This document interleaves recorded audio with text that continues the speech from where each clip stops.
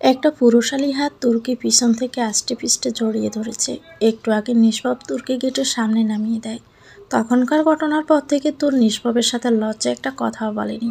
গেটের ভিতর দিয়ে ক্যাম্পাসে প্রবেশ করতেই নজর আটকায় তার দিকে তাকিয়ে থাকা আতিয়ার পানে। তার দিকে এগিয়ে যেতে নিবে তার আগে এমন একটা বিশ্রী ঘটনার সম্মুখীন হয় তোর। কলেজের সবাই তোরের দিকে তাকিয়ে আছে। তোর এক ঝটকায় নিজেকে ছাড়িয়ে নিয়ে পিছনে ফিরে সেনা পরিচিত এক যুবকের উপর চোখ পড়ে। তোর কিছুতে এই যুবকটির থেকে এমন ব্যবহার আশা করেনি। এ আর কেউ না, এ হলো তাদের ভার্সিটির বড় ভাই শিফন। শিফন তুরের দিকে এমনভাবে তাকিয়ে আছে যেন অনেক দিন ধরে তুর্কি দেখেনি। সে তুরের জন্যই অপেক্ষা করছে। শিফনের চোখে তুরের জন্য হাজার ব্যাকুলতা, মুখে একটু কথা বলার আকুতি। তোর সেসব কিছু গুরুত্ব না দিয়ে উত্তেজিত কণ্ঠে বলে, এসব কি শিফন ভাই? আপনা থেকে আমি এমনটা আশা করিনি। শিফন তুরের একটু কাছে যেয়ে তুরের দিকে তাকিয়ে আকুতি নিয়ে বলে, তুমি এতদিন কোথায় ছিলে? কত খুঁজেছি তোমায় জানো? আমি কেন এমন করেছি তুমি বুঝতে পারছো না? তোর কাট কাট গলায় বলে, না। বলে পাশ কাটিয়ে চলে যেতে নিলেই শিফন তার পথ আটকায়। কাতর কণ্ঠে বলে, এতদিন ভার্সিটিতে আসোনি কেন? রোজ তোমার জন্য এখানে আমি আসতাম। তোর বিস্ময়ের চরম পর্যায়ে ফুঁসে গিয়েছে। ঠান্ডা গলায় বলে, আপনি কি সে ভাইয়া যে আমাকে ওই পিচ্ছিটার মাধ্যমেই ফুল দিয়েছিলেন? ঠোঁট কামড়ে হাসে শিফন। তারপর বলে, উত্তরটা বুঝে নাও। আমার ক্লাস শুরু হয়ে যাবে, আমার পথ ছাড়ুন। শিফন যে রাস্তা একবার ধরে সে তার শেষ অবধি দেখেই ছাড়ে। শিফনের গলা স্বরে কিছু একটা ছিল যা তুরের ভিতরটাকে নাড়িয়ে দেয়। কিছু সময় ভাবনায় মশগুল থাকে। কিছু বলতে যাবে তার আগে শিফন একটি অবাক করা কাণ্ড ঘটায়। প্যান্টের পকেট থেকে টুকটুকে লাল রঙের একটা গোলাপ বের করে চোখের সামনে তুরের সামনে হাঁটু গেড়ে বসে তুরকে প্রপোজ করে বসে। আই লাভ ইউ তুর, I love you so much. এই ভার্সিটিতে যেদিন তুমি প্রথম এসেছিলে, তোমাকে দেখার পর তোমার প্রতি আমার মনে ভালো লাগার সৃষ্টি হয়েছিল। সময়ের পরিবর্তনে যা ভালোবাসা নামক সুন্দর অনুভূতি মনের কোণে রোপণ হয়েছে। আমি ভেবেছিলাম তোমার অনার্স শেষ করার পরে আমার মনের কথা বলবো, কিন্তু এখন মনে হচ্ছে বলে দেওয়াই ভালো। তুমি শুধু আমার ভালোবাসা গ্রহণ করো। কথা দিচ্ছি আমি সারা জীবন তোমাকে অনেক সুখে রাখবো। মাঠে সবাই তাদের দেখছে। তুরের হাত পা কাঁপছে, সেই সাথে গলাও শুকিয়ে যাচ্ছে। শিফন এখনো তুরের সামনে হাঁটু গেড়ে বসে আছে। ও দূরে আতিয়ে স্তব্ধ হয়ে দাঁড়িয়ে আছে। তোর কম্পনরত স্বরে বলে, আমি বিবাহিত, বিয়ে হয়েছে আমার। আমি আপনার ভালোবাসা গ্রহণ করতে পারছি না, তাই রাস্তা ছেড়ে দেওয়াই আপনার জন্য ভালো। আমার রাস্তা আপনার রাস্তা পুরোপুরি আলাদা। হনহনিয়ে পা ফেলে ক্লাসের দিকে এগিয়ে যায় তোর। তার পিছন পিছন আতিয়েও চলে যায়। পিছনে ফেলে যায় একজোড়া বিস্মিত চোখ। পিছন থেকে সবটা লক্ষ্য করে নিষ্পাপ। মাঝ রাস্তা নিষ্পাপ দেখে তোর ফোন তার কাছে, দরকারি লাগতে পারে, তাই আবার কলেজে ব্যাক করে। এসে এমন একটা ঘটনার সাক্ষী হয়েছে। নিষ্পাপ ফোন ফেরত না দিয়ে অফিসে চলে যায়, তবে কাজে মন দিতে পারে না। অফিসের বাকিটা সময় নিষ্পাপের নিকট বিষম ঠেকে। সন্ধ্যা নাগাদ তোর বাসায় ফেরে। আজ অনেকটাই দেরি করে ফিরেছে, কারণ তার মন খুব একটা ভালো নেই। সেজন্য নিজেকে সময় দিতে একাই নদীর পাড়ে যায়। আতিয়াকেও দেখে মনে হলো সে কোনো কারণে বিষণ্ণ হয়ে আছে। তোর ওয়াশরুমে ঢুকে সময় নিয়ে গোসল সারে, লাল রঙের একটা কামিজ পরে, চুলগুলো তোয়ালে দিয়ে পেঁচিয়ে এসে বেরিয়ে আসে। বেলকুনিতে গিয়ে চুলগুলো সামনে নিয়ে মুছতে থাকে আর ভাবতে থাকে নিজেকে নিয়ে। রাত 9টা, নিষ্পাপ এখনও বাড়ি আসেনি। ইলিয়াস মির্জা আফসানকে ছাড়াতে হন্য হয়ে উঠেছে, কিন্তু আইন তাকে ছাড়বে না, কারণ কেসটা কোর্টে উঠেছে। আশা বেগম হঠাৎ করে বেশ চুপচাপ হয়ে আছে, না জানি ভিতরে ভিতরে কী শখ করছে। তোর হঠাৎ করে নিষ্পাপের দেওয়া একটা লাল রঙের শাড়ি পরিধান করে, মুখে হালকা মেকআপ করে, চোখে গাঢ় কাজল, ঠোঁটে লাল লিপস্টিক, চুলগুলো খোপা করে আর্টিফিশিয়াল গার্চা লাগায়। আয়নায় নিজেকে দেখে নিজে মুগ্ধ হয়ে যায়। আজ সে সেজেছে শুধু নিষ্পাপের জন্য। আজ তোর নিষ্পাপকে সম্পর্কটা এগিয়ে নিতে চায়। নিষ্পাপ এসেছে তোর তা লক্ষ্য করেনি। নিষ্পাপ এসে সম্মুখীন হয় তোরের এমন আগুন সৌন্দর্যের। কি আবেদনময়ী লাগছে মেয়েটাকে। মেয়েটাকে ভীষণ মিষ্টি লাগছে। সাজগোজ করছে মেয়েটা। মেয়েলি সুবাস নিষ্পাপকে ক্ষত বিক্ষত করে ফেলছে। মন বলছে ও তোর বউ, ওর সব কিছুতেই তোর অধিকার আছে। মস্তিষ্ক বলছে ও তোর জন্য সাজেনি, ও অন্য কাউকে ভালোবাসে। পরক্ষণে তার সকলের ঘটনা মনে পড়ে গেল। দূরের পাশ দিয়ে সিগারেট ধরালো। নিষ্পাপকে তোর পাশে দেখে স্বাভাবিক কণ্ঠে বলল, কখন আসলেন? আমি কখন আসি না আসি তোমাকে বলতে হবে? তোর নিষ্পাপের রাগের কারণ বুঝতে পারে না। সে এগিয়ে এসে জিজ্ঞেস করে, সিগারেট খাচ্ছেন কেন? আগে তো দেখিনি কখনো খেতে। এই, তুমি আমার ব্যাপারে নাক গলাচ্ছ কেন? তোমার ব্যাপারে তো আমি নাক গলাই না। রাস্তায় তো ভালোই ছেলেদের গায়ে ডলে পড়ো, নাকি বাহিরে ঘরে দুজন লাগে তোমার? নিষ্পাপের এমন কথা রাগে অপমানে দূরে চোখ দিয়ে পানি চলে আসে। সে উচ্চস্বরে বলে, মাইন্ড ইউর ল্যাঙ্গুয়েজ নিষ্পাপ। বিয়ে করেছেন বলে এসব নোংরা কথা আমায় বলতে পারেন না। নিষ্পাপ তখন তাচ্ছিল্যের হাসি হেসে বলে, নোংরাকে নোংরা বলতেও পারবো না? বাহিরে গিয়ে ছেলেদের গায়ে ডলে পড়তে পারবে, আর আমি স্বামী হয়ে কিছু বললেই দোষ হয়ে গেল? আমি তোমার ডিভোর্স দিতে চেয়েছিলাম, কিন্তু তারপর মনে হয়েছিল এই সম্পর্কটাকে একটা সুযোগ দেই। কিন্তু তুমি কি করলে? রাস্তায় দাঁড়িয়ে ছেলেদের সঙ্গে এসব করে বেড়াচ্ছ। একদিন বাচ্চা ছেলে এসে ফুল দিচ্ছে, আর একদিন তোমার বয়ফ্রেন্ড এসে ফুল দিয়ে প্রপোজ করছে। তুমি কি মনে করছো আমি কি কিছুই বুঝতে পারি না? আপনি আমায় ভুল বুঝলেন নিষ্পাপ। আমি সব সহ্য করতে পারি, কিন্তু আমার চরিত্রে আঙ্গুল ধরলে আমি আর সেটা সহ্য করতে পারি না। তুমি আমাকে বাধ্য করলে। তোর আগতি ভরা কণ্ঠে নিষ্পাপের কাছে যে হাত জোর করে বলে, আপনি আমার পুরো কথাটা আগে শুনুন। সবসময় চোখে দেখা সত্যি হয় না। নিষ্পাপ তোরের দিকে তাকিয়ে হিসিয়ে বলে, তোমার কোনো কথা শোনার ইচ্ছে বা আগ্রহ কোনোটাই আমার নেই। তোমাদের মতো মেয়েদের একটা দিয়ে হয় না। আমি এই জন্য সুন্দরী মেয়ে বিয়ে করতে চাইছিলামই না, কারণ তাদের এই সুন্দর চেহারার পিছনে কুৎসিত মন লুকানো থাকে। এই জন্য আমি সবসময় চাইতাম যার মন সুন্দর আমি তাকে বিয়ে করব, কারণ আমার কাছে এসব রূপ চেহারা শরীর ফ্যাক্ট নয়, হৃদয়ের সন্ধিক্ষণই সব কিছু।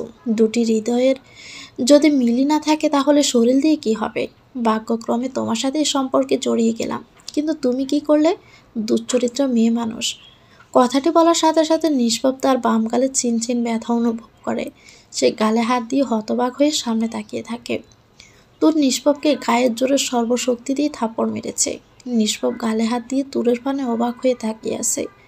সে থমকে যায় শান্তশিষ্ট মেয়ের এমন আচরণ দেখে।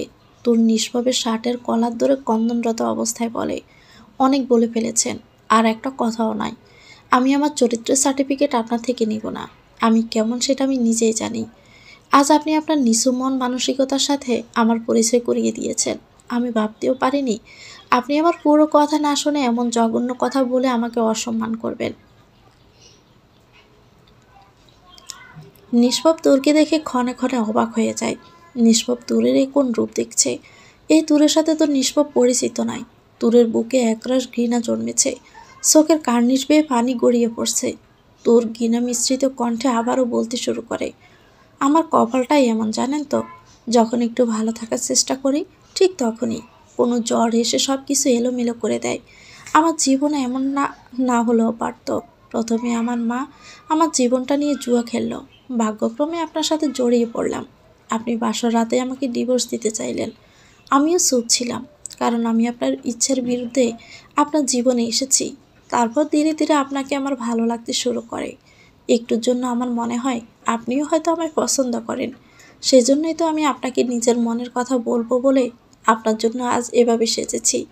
আজ আমি আপনাকে বলতাম আমাদের এই অপ্রত্যাশিত সম্পর্কটাকে স্থায়ী করতে, কিন্তু এটা মনে করা ছিল আমার জন্য সম্পূর্ণ ভুল। তারপর একটু থেকে তোর আবার বলতে শুরু করে, বুঝতে পারছি আমি আপনার কাছে গলায় কাটার মতো বিঁধে আছি। আপনি আমায় না পারছেন গিলতে, আর না পারছেন ফেলতে। আমি নিজে এই সম্পর্ক আর রাখতে চাই না। যে সম্পর্কে ভালোবাসাটা দূরের কথা, বিশ্বাস ভরসা সম্মান কোনোটাই নেই, সে সম্পর্ক রেখে লাভ কি বলুন? নিষ্পাপ বাকরুদ্ধ হয়ে যায়। সে বুঝতে পারছে না তার কি বলা বা কি করা উচিত। সে আহত দৃষ্টিতে তুরকে আবারও প্রশ্নবিদ্ধ করে, তোমার ক্লাস শেষ হয় একটায়, তুমি বিকেলে বাড়িতে না এসে দেখি তুমি নেই। তাহলে এত সময় তুমি কোথায় ছিলে? তোর নিজেকে দাতস্থ করে তাচ্ছিল্যপূর্ণ কণ্ঠে বলে, সেজন্য বুঝে মনে করেছেন, ভেবেছেন আমি ছেলেদের সাথে ডলাডলি করতে তাদের বিছানায় অবধি চলে গেছি। নিষ্পাপ এবার রেগে যায়। রাগের ফলে তার কপালের দুপাশে রগ ফুলে যায়। সে দমকে স্বরে চিৎকার করে বলে ওঠে, তোর এমন চিৎকারে তোর কেঁপে ওঠে। অবজ্ঞা স্বরে সম্পূর্ণ ঘটনা বলে। তার সাথে এটাও বলে, আপনার থেকে আফসানকে বিয়ে করাই ভালো ছিল, কারণ ও খারাপ, সবাই তা জানে, লুকিয়ে রাখার কিছু নেই। কিন্তু আপনি খোলস পরে ঘুরে বেড়ান।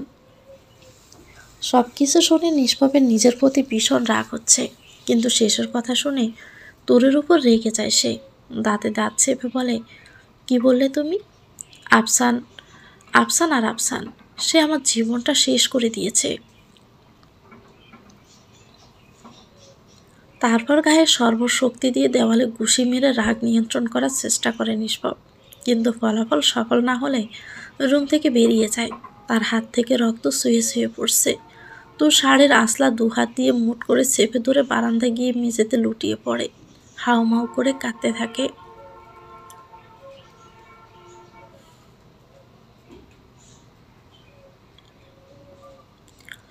ভোরের দিকে নিষ্পাপ বাড়ি ফিরে আসে। এতক্ষণ ফুটপাতে বসেছিল সে। রুমে এসে তার দৃষ্টি যায় বেলকুনিতে অগোছালোভাবে বসে থাকা দূরের পানে। মেয়েটাকে খুব বিষণ্ণ দেখাচ্ছে। কাল রাতে নিষ্পাপ দূরের সাথে বেশি বাজে ব্যবহার করে ফেলে, মনের অজান্তেই। নিষ্পাপ অনুশোচনা ও দ্বিধা নিয়ে এগিয়ে গেল দূরের দিকে। তোর উপস্থিতি টের পেল নিষ্পাপের, কারণ সে সারা রাত এভাবেই জেগেছিল। হাঁটু থেকে মাথা তুলে সামনে চোখ মেলে একবার তাকালো নিষ্পাপের দিকে। মানুষ মুখে স্নিগ্ধ লাগছে, অথচ এই স্নিগ্ধ মুখ দেখলে বোঝাই যায় না এই মুখ নিঃসৃত কথাগুলো কাউকে ক্ষত বিক্ষত করতে পারে। তোরের চোখে আবারও পানি আসে। চোখের পানি আড়াল করতে দৃষ্টি সরিয়ে নিল। নিষ্পাপ তোরের পাশে হাঁটু ভেঙে ফ্লোরে বসে পড়ে। তোরের মুখ উঁচু করে ধরে কাতর স্বরে বলে, বেশি আঘাত করে ফেলেছি তাই না? তোর মুখ সরিয়ে নিয়ে ঝামটা দিয়ে বলল, আপনি তো কমই বলেছেন, এর থেকে বেশি কিছু আপনার থেকে আশা করি আমি। তোর চেঁচিয়ে ভালো পুরুষ হওয়া যায় না। আপনাদের মতো কিছু পুরুষ আছে যারা যখন ইচ্ছে হয় বউয়ের উপর চেঁচামেচি করে, আবার যখন ইচ্ছে করে বউকে কাছে টেনে নেয়। বউকে তারা নিজের হাতের পুতুল মনে করে। আপনিও ঠিক তাদের দলেই। নিজের বউকে মাঠ ভরা মানুষের সামনে অন্য পুরুষকে প্রপোজ করতে দেখে আমি ঠিক থাকবো? তাছাড়া তুমি যতই ছেলেটা তোমাকে জড়িয়ে ধরেছিল, এখানে আমার দোষটা কোথায় বলুন? আমি কি তাকে বলেছিলাম যে আমাকে জড়িয়ে ধরতে, নাকি বলেছিলাম আমাকে প্রপোজ করতে?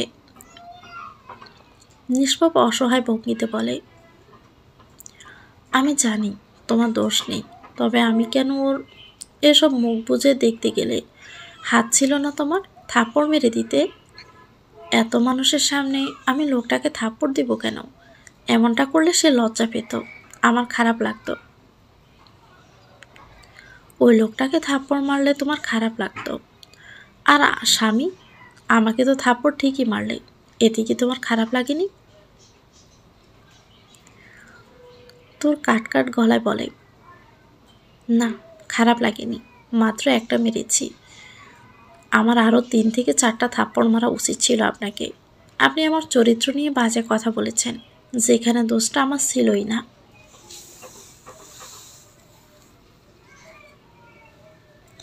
তোর বলতে বলতে হাউমাউ করে কাঁদতে শুরু করে। তোরের কান্না দেখে নিষ্পাপের ভিতরটা ভেঙে যাচ্ছে।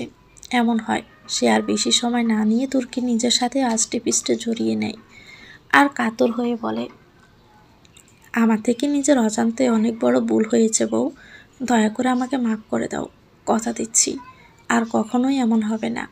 তবু তুমি কান্না করো না পাখি। নিষ্পাপের বুকের মধ্যে তোর থাকতে চাইছে না, চটপট করছে আর বলছে,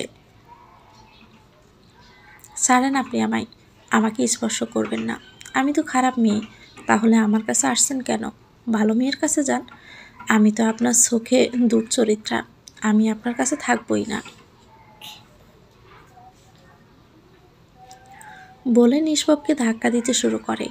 নিষ্পাপকে এক চুলও নড়াতে পারে না। নিষ্পাপ বলে, তুমি এমন করো না বউ, আমার ভুল আমি স্বীকার করছি, আমি তোমার পায়ে পড়ি, তুমি যা বলবে এখন থেকে আমি তাই করব। আগে সব কিছু ভুলে আমরা নতুন করে সব কিছু শুরু করব। ওসব ডিভোর্স বাদ, তোমাকে 3 কবুল বলে বিয়ে করেছি, দরকার হলে এবার সয় কবুল বলে বিয়ে করব, তাও তুমি আমাকে ছেড়ে যেও না। আমি আমার ভুল বুঝতে পেরেছি, আমাকে মাফ করে দাও বউ।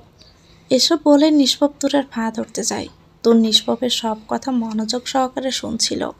শেষের কথা শুনে তোর তেলে বেগুনে জ্বলে ওঠে। মানুষটা ক্ষমা চাইছে নাকি তার সাথে মশকরা করছে? সয় কবুল বলে বিয়ে করবে? আদৌ কেউ সয় কবুল বলে এর আগে বিয়ে করেছিল নাকি? পাগলের বাচ্চা। এই কথাটা বলে তোর তাড়াতাড়ি ফ্লোর থেকে উঠে রুমে এসে পড়ে। বারান্দার দরজা লাগিয়ে দেয়। নিষ্পাপ বেচারা বারান্দায় বন্দি হয়ে থাকে।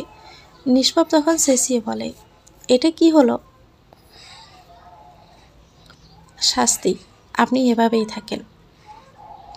উফ, এভাবে কিছুক্ষণ থাকলে তুমি আমায় ক্ষমা করে দিবে? নিষ্পাপ প্রফুল্ল কণ্ঠে বলে। তোর একটু কণ্ঠ বাড়িয়ে বলে, জি না, এটা আমাকে সয় কবুল বলে বিয়ে করতে চাওয়ার শাস্তি। বাকিগুলো নিয়ে পরে ভাবব।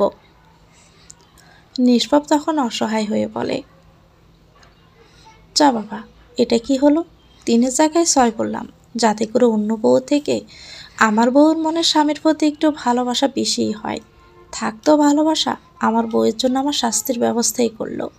এই শীতে ভোরবেলা বারান্দায় দাঁড়িয়ে নিষ্পাপ ঠান্ডায় কাঁপছে। কাঁপা কাঁপা ঠোঁটে সে বলল,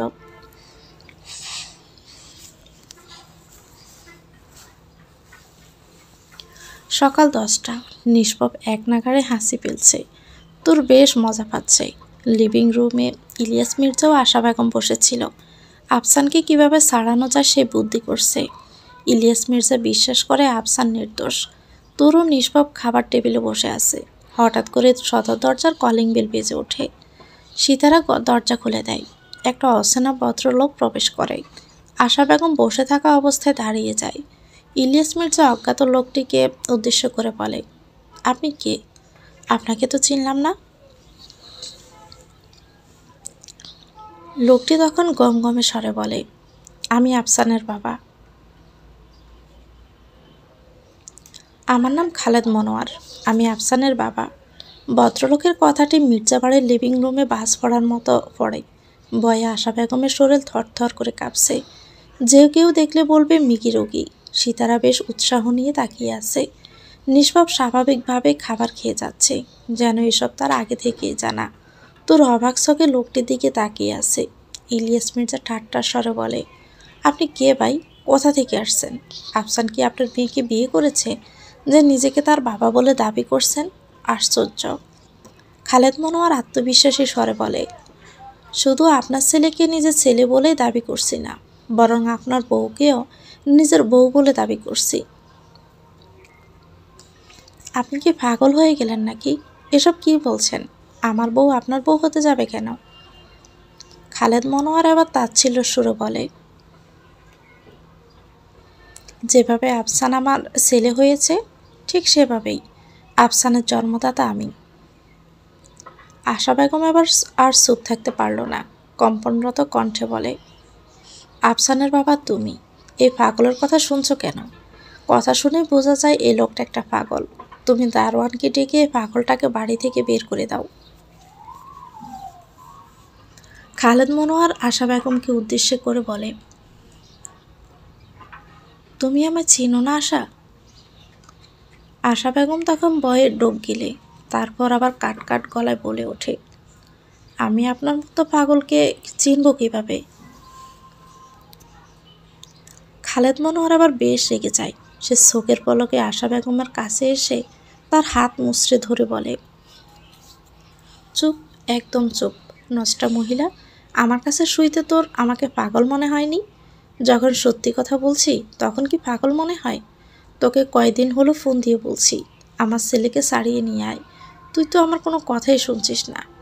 এসব দেখে ইলিয়াস মির্জা বাকরুদ্ধ হয়ে যায়। তার পুরো পৃথিবী অন্ধকার হয়ে যায়। বুড়ো বয়সে এসে স্ত্রীর সম্পর্কে এসব শুনতে কারোই ভালো লাগে না। জীবনে 24 বছর ধরে জেনে এসেছে আফসান তারই ছেলে, অথচ এই লোকটি জোর দিয়ে বলছে তার ছেলে। তিনি দ্রুত আশাকে খালেদের থেকে ছাড়িয়ে কিছুটা আড়াল করে। কিঞ্চিত আশা নিয়ে বলে, আপনার কোথাও ভুল হচ্ছে, সে আমার স্ত্রী। খালেদ সাহেব জোরে হাসতে শুরু করেন। হাসি থামিয়ে বলে, যে মানুষ এতগুলো বছর ভুল জেনে একটা নষ্টা মহিলার সাথে সংসার করেছে, আবার অন্যের বাচ্চাকে নিজের বাচ্চা মনে করে, এত বড় করেছে, সে নাকি আমার ভুল ধরছে। হাস্যকর। ইলিয়াস মির্জা রাগান্বিত অবস্থায় বলে, আপনি এসব কি বলছেন ওর নামে? আপনার কাছে এসবের কি কোনো প্রমাণ আছে? আপনার মুখের কথা তো আমি বিশ্বাস করব না, আমার প্রমাণ লাগবে। কিসের ভিত্তিতে আপনি ওর নামে এসব কথা বলছেন? খালেদ মনোয়ার আশার দিকে ব্রু কুচকে বলে, আফসানের জন্মদাতা বাবা আমি। আজ থেকে 1 সপ্তাহ আগেও আপনার স্ত্রী আমাদের বাড়িতে গিয়েছিল। কেন গেছে আমি এসব মুখে বলতে পারবো না। আপনি বুঝে নেন, যে মহিলা এই বয়সে এসেও পরপুরুষের টান ছাড়তে পারেনি, সে কখনোই ভালো হবে না। এসব বলে খালেদ মনোয়ার তার হাতের স্মার্টফোনে একটা ভিডিও অন করে ইলিয়াস মির্জার হাতে তুলে দিতে নেয়। আশা বেগম বুঝতে পারে এটা কিসের ভিডিও। সে দ্রুত গতিতে এসে মোবাইলটার উপর থাপা মারে। ফলাফলস্বরূপ ফোনটি নিচে পড়ে যায়। আশা বেগমের আচরণে ইলিয়াস মির্জার বুঝতে আর দেরি হয় না, আসলে লোকটি সবই সত্য বলছে। আশা বেগম ফোনটি তুলতে নিলে খালেদ মির্জা তাকে ধাক্কা দিয়ে ফেলে দেয়। ফোনটি অন করে ইলিয়াস মির্জার হাতে তুলে দেয়। আশা বেগম নিচে পড়া অবস্থায় কাতরাতে কাতরাতে বলে, খালেদ, তুই বড় ভুল করছিস। আমি তোকে ছাড়বো না। নিমু খারাম, তুই আমার থেকে এ যাবৎ লাখ লাখ টাকা নিয়েছিস বিষয়টা গোপন রাখবি বলে। আজ তুই এসব বলতে পারলি? তুই যখন টাকা চেয়েছিস তখনই তো দিয়েছি, যখন ডেকেছিস তখনই তো গিয়েছি। হারামির বাচ্চা, স্বার্থপর, তোর জন্যই আজ আমার এই অবস্থা। এই তো পাখি, পথে এসেছ। একটু আগেই না বললে তুমি আমায় চিনো না, আমি নাকি পাগল? এসব বলতে বলতে খালেদ মনোয়ার আশা বেগমের কাছে গিয়ে বসে তার গালে হাত দিয়ে বলে, এসব কিছু তোর থেকেই তো শিখেছি ময়না পাখি। তুই নিজের স্বার্থের জন্য বান্ধবীকে কাজে লাগিয়েছিস। তুই টাকা কি এমনি এমনি দিয়েছিস নাকি? নিজের এসব অপকর্ম লুকাতে দিয়েছিস। আফসানকে তুই খারাপ বানিয়েছিস। তোর জন্যই আফসান আজ জেলে। নারী পাচারকারী চক্রের আসল মাথা হলো তুই। এসব কিছুই জানতাম বলেই আমার মুখ বন্ধ করতে তুই টাকা দিতি। আর কি যেন বললি, আমি ডাকলেই তুই সাড়া দেস। কেন দেস? কারণ ফুর্তি করতে। এই বয়সে এসেও শরীর যা বানিয়েছিস, কি আর বলি। যাই হোক, আমার মনে হলে আমি এসব কিছু ভুল করছি। সত্য সবার জানা উচিত, সেজন্য আজ সব কিছু খুলে বললাম। কারণ তোর পাপের ফল আমার ছেলে ভোগ করছে। ইলিয়াস মির্জার হাতে আশা ও খালেদের অন্তরঙ্গ মুহূর্তের ভিডিও চলছে। তারই মধ্যে এসব জঘন্য কথা ইলিয়াস মির্জা আর নিতে পারলেন না। সে হাতের ফোনটা ফেলে বুকে হাত দিয়ে সোফায় বসে পড়ে। শ্বশুরের সামনে তুরের এমন শুনতে লজ্জা লাগছে। সে উপায় না পেয়ে উপরে যেতে নাই। তখনই ইলিয়াস মির্জার এমন অবস্থা দেখে তার দিকে এগিয়ে যায় তুর, কিন্তু তার আগে নিষ্পাপ তুরকে বাধা দিয়ে স্বাভাবিক স্বরে বলে, তুমি যেও না, ওনাকে একা সামলিয়ে উঠতে দাও। তুর তবুও যেতে নেয়। নিষ্পাপ তুরের হাত শক্ত করে ধরে রাখে। কিছুটা বিরক্ত হয়ে বলে, কথায় আছে না, মায়ের থেকে মাসির দরদ বেশি। এখন দেখছি ছেলের থেকে ছেলের বউয়ের দরদ বেশি। তোমাকে বলছি না চুপচাপ থাকতে? আশা বেগম হাউমাউ করে কান্না করছে। এত বছর ধরে লুকিয়ে রাখা সত্য এভাবে সবার সামনে চলে আসবে সে ভাবতেই পারেনি। এতদিন ধরে সে বাড়িতেও দু জায়গাতেই সমপরিমাণে রাজত্ব করেছে। তার রাজত্ব এক নিমিষে শেষ হয়ে গেল। ইলিয়াস মির্জা কাঁপা কাঁপা হাতে 1 গ্লাস পানি খেয়ে নিজেকে স্বাভাবিক করে। পুলিশকে ফোন করেও গার্ডদের বলে বাড়ির মেন গেট সব বন্ধ করে দিতে, যেন অপরাধী কোনোভাবেই পালাতে না পারে। খালেদ মনোয়ারের যাওয়ার কোনো তাড়া নেই, বরং সে আরেকটা বোম ব্লাস্ট করার মতো কথা বলে ফেলে। ইলিয়াস মির্জাকে বলে, আপনার ছেলে আর তুরের বিয়ে কোনো কাকতালীয় ঘটনা না। সেদিন যা হয়েছিল সব এই মহিলা আফসান ও তুরের মায়ের প্ল্যান ছিল। তুরের মা এদের হাতের গুটি মাত্র। এই মহিলা তুরের মাকে ব্ল্যাকমেল করে সব করাতো। ঠিক তেমন সেই দিন আফসানের সাথে বিয়ে দেওয়ার জন্য এসব প্ল্যান ওরা 3 জনই করেছে। কিন্তু ভাগ্য ভালো বলে আফসানের জায়গায় সেদিন ওই রুমে কোনোভাবেই নিষ্পাপ ঢুকে পড়ে, যার জন্য বিয়েটা নিষ্পাপের সাথে হয়। মেয়েটার ভাগ্য ভালো বলা চলে, নয়তো এই মহিলা ওই মেয়েকে দিয়েও ব্যবসা করাতো। শেষের কথা তুরকে দেখিয়ে দিয়ে বলে, তুরের মাথা ঘুরে যায়। একদিন এতগুলো সত্যি সে মেনে নিতে হিমশিম খাচ্ছে। শরীরের ভার সামলাতে না পেরে পড়তে নাই। তার আগে নিষ্পাপ ওকে ধরে ফেলে। তোর যে অবস্থায় নিষ্পাপের দিকে তাকিয়ে আছে তার মনোভাব বুঝতে চেষ্টা করছে। খালেদ মনোয়ার আবারও বলতে শুরু করে, বরাবরের মতো আপনি নিষ্পাপকে ভুল বোঝেন। কারণ এই মহিলাটা শুরু থেকে নিষ্পাপের নামে আপনার কানে বিষ ঢেলেছে। আর আপনিও অল্প বয়সী বউয়ের প্রতি অন্ধ হয়ে তার সব কথা সত্য বলে মেনে নিয়েছেন। আজ তো বুঝতে পারছেন এই মহিলা ভালোবেসে আপনার কাছে নেই, শুধুমাত্র টাকার জন্যই আছে। তা না হলে এই বয়সে এসেও আমার কাছে যায়। কত মেয়ের জীবনে মহিলা নষ্ট করেছে জানেন? আপনি ওকে পুলিশে তুলে দেওয়ার মতো সঠিক সিদ্ধান্ত নিয়েছেন। ওর মতো মহিলার স্থান জেলে। নিজের করা ভুল অন্যায়ের মুখে শুনে ইলিয়াস মির্জার নিজের প্রতি ঘৃণা হয়। সে আশা বেগমের কাছে গিয়ে তার চুলের মুঠি ধরে বলে, দুশ্চরিত্র মহিলা, তুই আমার সাথে এমনটা কিভাবে করলি? তোকে আমি বিশ্বাস করে নিজের ছেলেকে অবধি দূরে সরিয়ে দিয়েছি, আর তুই কিনা আমার বিশ্বাসের এই প্রতিদান দিলি? বেঈমান নষ্ট মহিলা। আর তোর থেকে একজন বেশ্যাও ভালো আছে, তারা জীবিকার তাগিদে এসব করে, আর তোর কিসের অভাব বল? তুই আমার ছেলেকে আমার থেকে সরিয়ে দিয়েছিস। কাল নাগিনী, তোকে আমি শেষ করে দিব। আশা বেগম ব্যথার চিৎকার করে ওঠে। ওই অবস্থাতে ইলিয়াস মির্জার পা ধরে কাঁদতে কাঁদতে বলে, আফসানের বাবা, আমার ভুল হয়ে গেছে, দয়া করে তুমি আমায় ক্ষমা করে দাও। আমি জেলে যেতে চাই না, আমাকে ধরিয়ে দিও না, আমি আর এসব কখনো করব না। ইলিয়াস মির্জা গর্জে উঠে আশা বেগমকে থাপড়াতে থাকে আর বলে ওঠে, খবরদার, আমাকে আফসানার বাবা বলে ডাকবি না। তোর মুখে এই ডাক যেন আমি আর কখনোই না শুনি। নটি কোথাকার, তোর আফসানার বাবা এখানেই দাঁড়িয়ে আছে, তাকে বল। আর কি করবি না? হ্যাঁ, এখনো কিছু করা বাকি রেখেছিস তুই? তোকে ছেড়ে দিলে আমি আমার বিবেকের কাছে অপরাধী হয়ে যাব। এরই মধ্যে পুলিশ চলে আসে। ইলিয়াস মির্জা আশা বেগমকে নিয়ে যেতে বললে আশা বেগম হঠাৎ করে দৌড়ে এসে একটা পুলিশের হাত থেকে রিভলভার নিয়ে নিষ্পাপের দিকে তাক করে বলে, আমাকে যেতে দিন, নয়তো এই ছেলেকে গুলি করে দিব। যেখানে আমার ছেলেও আমি এ বাড়িতে থাকতে পারবো না, সেখানে এই ছেলে রাজত্ব করবে, এ আমি কিছুতেই হতে দিব না। ইলিয়াস মির্জা খালেদ বারবার আশা বেগমকে রিভলভার নামাতে বলে, এসব পাগলামে থামাতে বলে। তোর নিষ্পাপের খুব কাছেই ছিল, ভয়ে কাঁপছে, তার কলিজা শুকিয়ে আসছে। নিষ্পাপ নিজের কাছ থেকে তোরকে ধাক্কা দিয়ে দূরে ফেলে দেয়। আশা বেগম একবার নিষ্পাপকে ভালোভাবে টার্গেট করে। অন্য পুলিশ তার রিভলভার তাক করে আশার দিকে। আশার লক্ষ্য করে সে পুলিশকে রিভলভার রাখতে বলে আর তাকে যেতে দিতে বলে, নয়তো নিষ্পাপকে গুলি করে দিবে। পুলিশগুলো কথা না শুনে চারদিক থেকে ঘিরে ধরে। এদিকে নিষ্পাপ নড়তেও পারছে না। একটু 19-20 হলেই তার মৃত্যু আজ অবধারিত। নিচে পড়া তুরের বেদনাদায়ক মুখটা বারবার তার চোখে ভাসছে। আচ্ছা, আজ এই গুলিতে সে মারা গেলে তোর কি কান্না করবে? তার জন্য কি কষ্ট পাবে, নাকি অন্য ছেলেকে বিয়ে করে তার সংসার করবে? এসব ভাবতে ভাবতে একজন কনস্টেবল আশা বেগমের দিকে এগিয়ে আসতে নেয়।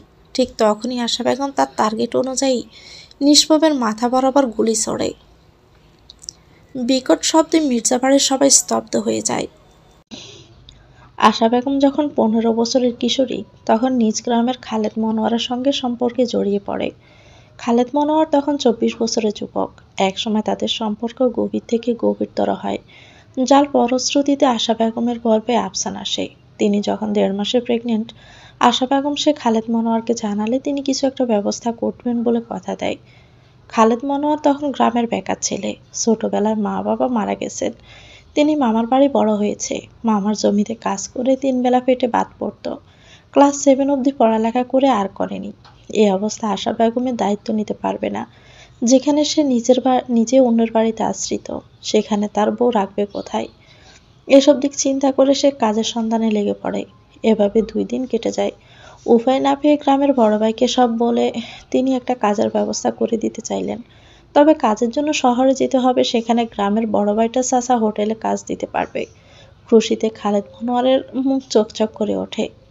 7 দিন সময় দিয়ে তার ব্যাপারটাকে লুকিয়ে রাখতে বলে। 7 দিন পর এসে তাকে লোক দেখানো বিয়ে করে নিজের সাথে শহরে নিয়ে আসবে, কারণ ইসলামে প্রেগনেন্ট অবস্থায় বিয়ে নিষিদ্ধ। এদিকে আশা বেগমের পারিবারিক অবস্থাও ভালো না। আশা বেগমের বাবা ইলিয়াস মির্জার ফার্ম দেখাশোনা করে। ইলিয়াস মির্জা মাঝে মাঝে গ্রামের এসে সব তদারকি করতেন। তেমনি এক ঝড় বৃষ্টির রাতে ইলিয়াস মির্জা আশা বেগমদের ছোট্ট কুটির আশ্রয় নেয়, কারণ গ্রামের রাস্তাঘাটের অবস্থা তেমন ভালো না। আশাদের বাড়ি থেকে ইলিয়াস মির্জার ফার্ম অনেকটাই ভিতরে।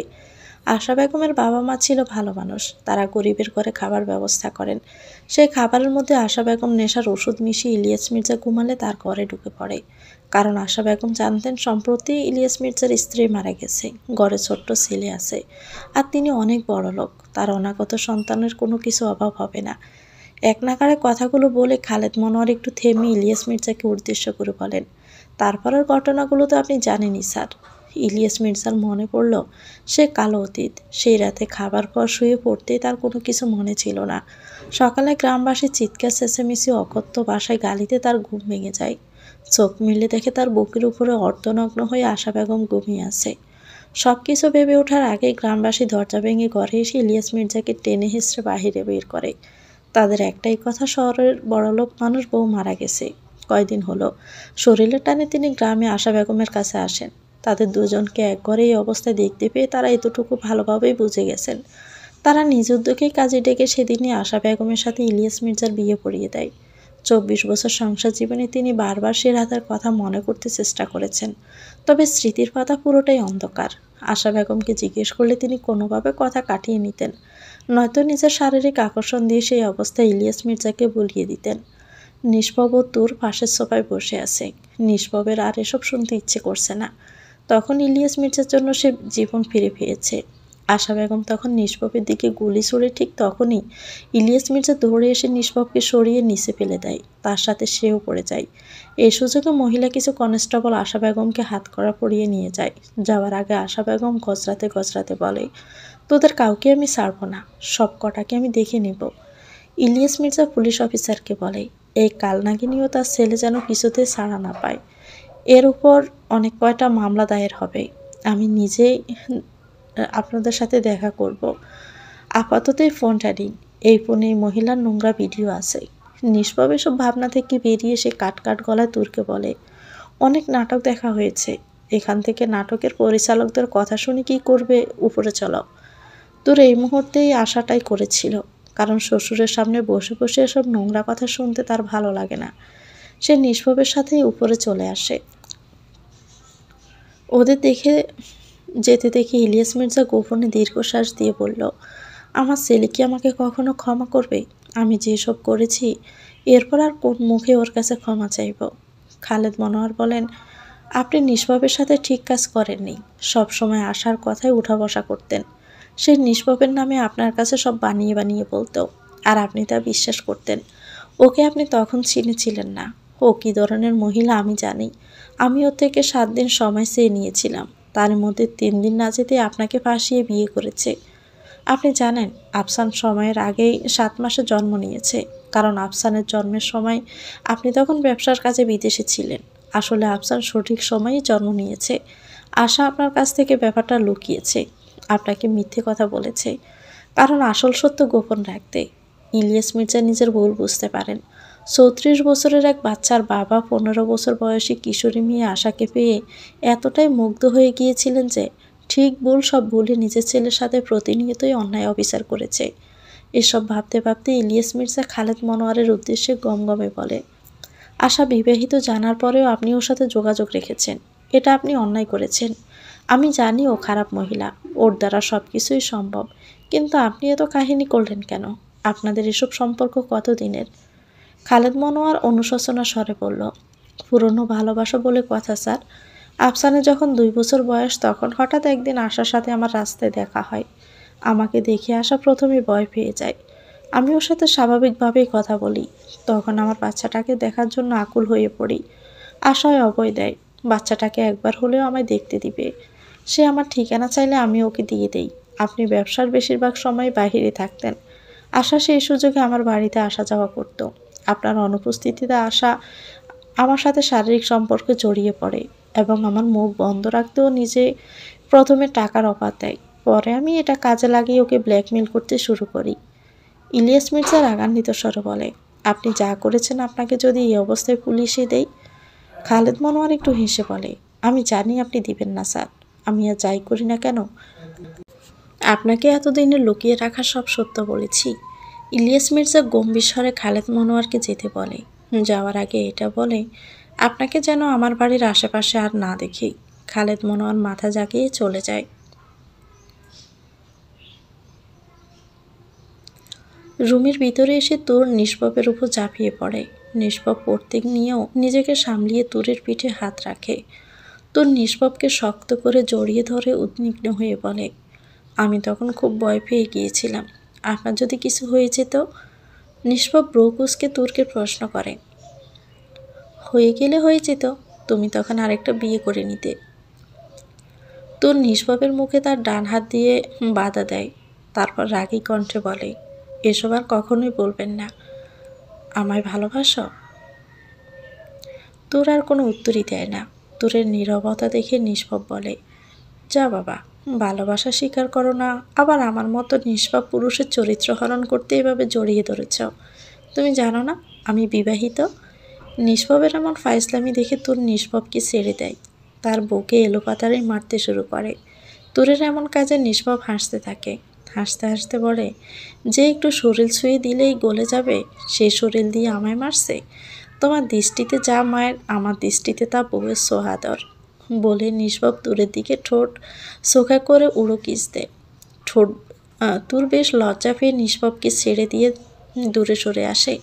প্রসঙ্গ পাল্টে তুর বলে, বাবা আপনার জীবন বাঁচিয়েছে, তবু আপনি বাবার এই অবস্থায় একটু সহানুভূতি দেখালেন না। নিষ্পাপ সিরিয়াস ভঙ্গিতে বলে, আমি বাবাকে আগে সাবধান করেছিলাম, কিন্তু তিনি উল্টো আমায় বলবো যে আমাকে দূরে সরিয়ে দিয়েছে। বাবার এই কাজের জন্য ওই মহিলাটা আমার উপর নানা রকম অত্যাচার করেছে। আমার ছোটকাল ওই মহিলাটা দুর্বিষহ করে দিয়েছে, যার একমাত্র কারণ আমার বাবা। আসল কথা কি জানো, পুরুষ মানুষ বউ ফেলে পাগল হয়ে যায়। তোর বাবুক কণ্ঠে বলে, আপনি ওকে পাগল হয়ে গেছেন? নিষ্পাপ আরশোকে তুর্কে দেখে ঠোঁট কামড়ে বলে, তুমি সেদিন রাত্রে আমাকে পাগলের বাচ্চা বলেছ।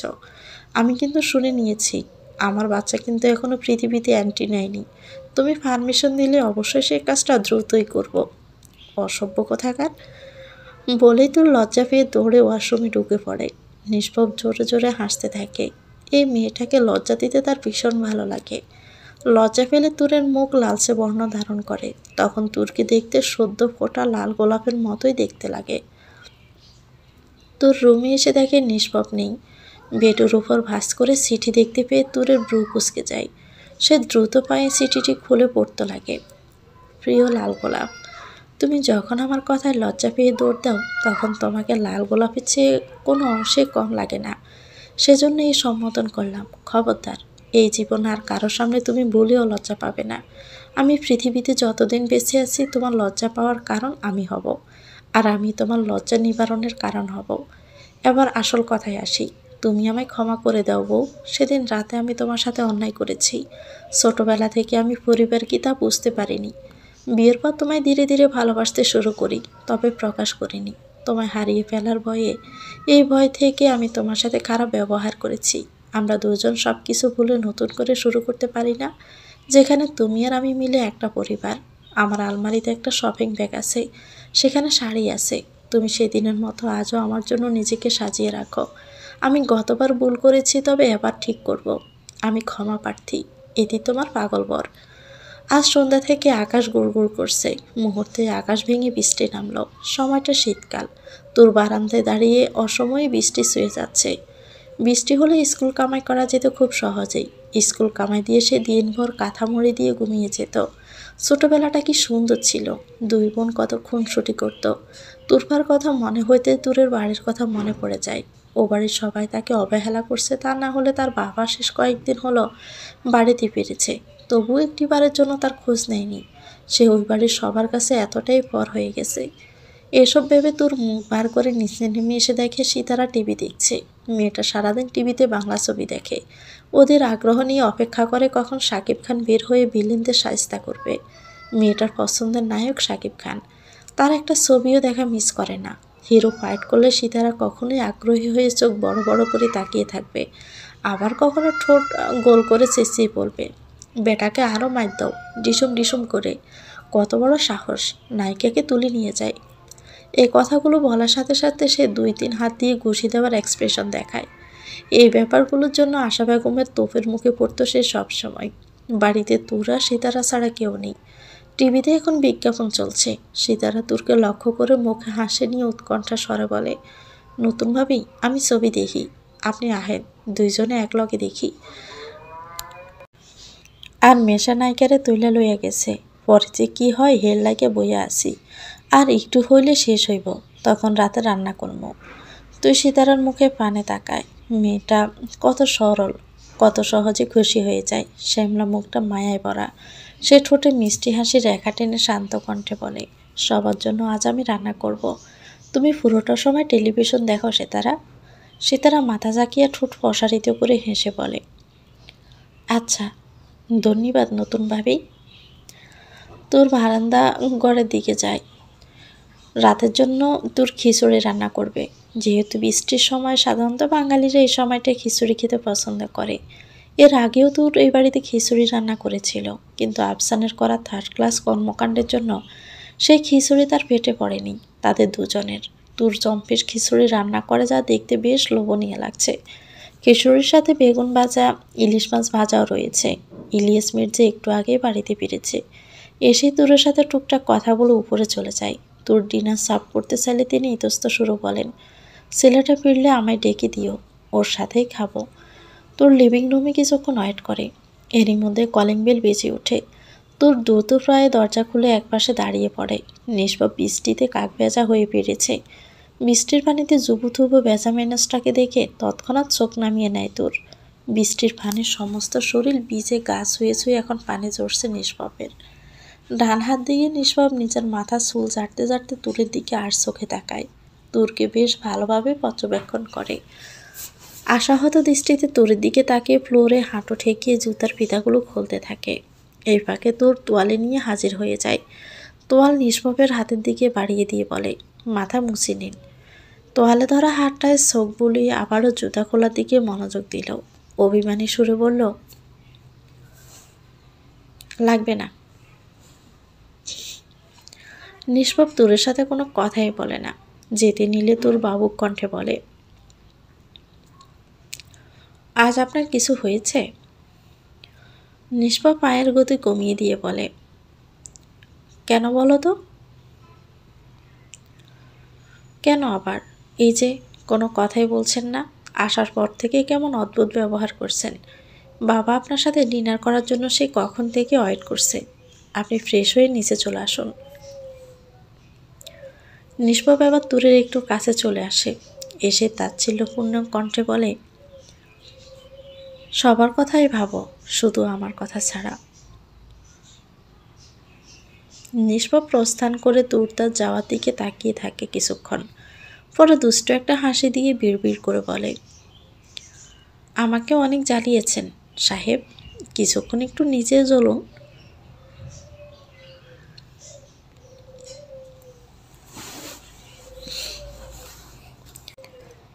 টেবিলে খাবার সার্ভ করছে তোর।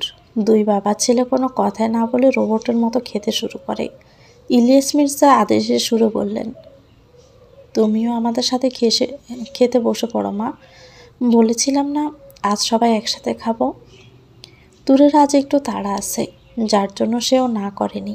ইলিয়াস মির্জা তুরের রান্নায় বেশ প্রশংসা করলেও নিষ্পাপ ধীরস্থিরভাবে খেতেই আছে। তার মুখে কোনো কথাই নেই। খাবার পর্ব শেষে ইলিয়াস মির্জা নিষ্পাপকে অনুরোধ করে, কথা আছে, বাবার লিভিং রুমে একটু অপেক্ষা করো। এই সুযোগে তোর শট করে সব গুছিয়ে রেখে রুমে চলে আসে। সাহেবের মন খারাপের কারণ সে শুরুতেই বুঝতে পেরেছে, তবুও সে না বোঝার মতো করে ছিল এতক্ষণ। নিষ্পাপের আলমারি থেকে শপিং ব্যাগটা বের করে। ব্যাগ থেকে একটা মেরুন রঙের কাতান শাড়ি বেরিয়ে আসে। শাড়িটা দুই পাশে গোল্ডেন জড়ি দিয়ে সূক্ষ্ম কাজ করা, যা খুব সহজে মুগ্ধ করার ক্ষমতা রাখে। তোর চটপট শাড়িটা গায়ে জড়িয়ে নেয়, চুল আশ্রে ছেড়ে দেয়, চোখে হালকা কাজল দেয়, আর ঠোঁটে মেরুন রঙেরই লিপস্টিক দিয়ে তার চিকন পাতলা ঠোঁট রাঙিয়ে নেয়। আয়নায় নিজেকে আদল দেখে নিজেই মুগ্ধ হয়ে যায় তোর।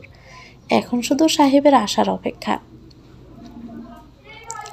বাড়িতে গাড়ি আছে বাবা, গাড়ি থাকতে এভাবে কেন ভিজে এসেছিস তুই? নিষ্পাপ সোফায় বসে সামনে সেন্টার টেবিলে রাখা শোপিসের দিকে এক দৃষ্টিতে তাকিয়ে তাচ্ছিল্যপূর্ণ কণ্ঠে বলে, এর আগেও তো বহুবার এভাবেই এসেছি, তখন তো একবারও এমন কথা বলেননি।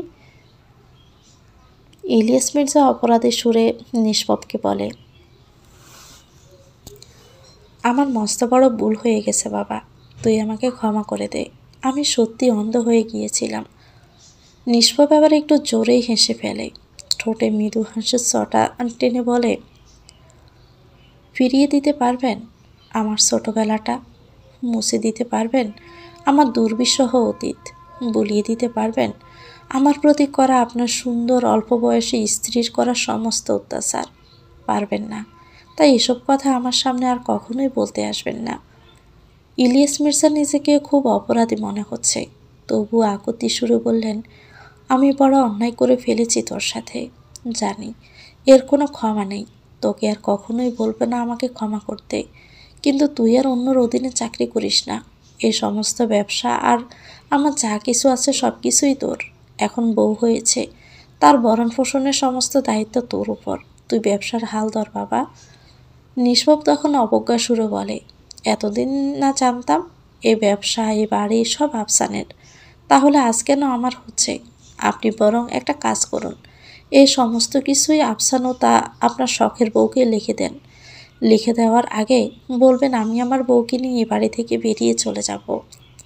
নিষ্পাপ এক নাগারে এসব বলে গটগট পায়ে উপরে যেতে নাই, একটু পিছনে ফিরে সূক্ষ্ম কায়দায় বলল, আমার বউকে আমি এমন এক বিলাসিতায় রাখবো না যে বিলাসিতা পেলে অন্য পুরুষের কাছে যেতেও দুই দণ্ড ভাববে না।